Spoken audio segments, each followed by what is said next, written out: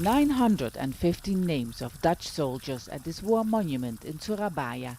They died in Indonesian waters while fighting Japanese forces during the Second World War. But as the son of the fleet commander found out during a recent expedition, their sea graves have vanished from the bottom of the ocean. Ja, nu is natuurlijk de vraag. I was there at the grave of my father and the graves of all the others, fathers, sons, cousins, and so many men. It was horrible to tell them the news that it was all gone.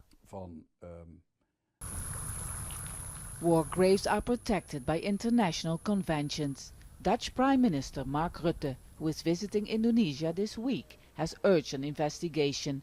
His Minister of Defense has called it a serious crime. Of course has had an enormous impact on the relatives, on the whole of the country, extremely painful.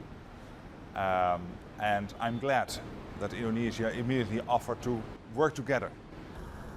But investigators don't have to look far.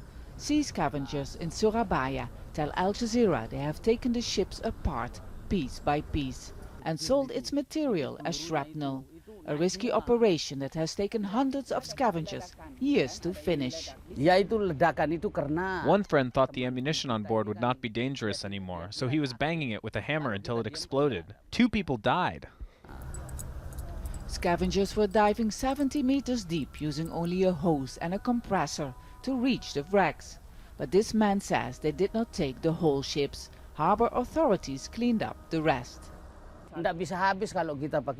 It was impossible for us to take everything. Big machines have taken the rest. We didn't know this was wrong. We were only trying to make a living.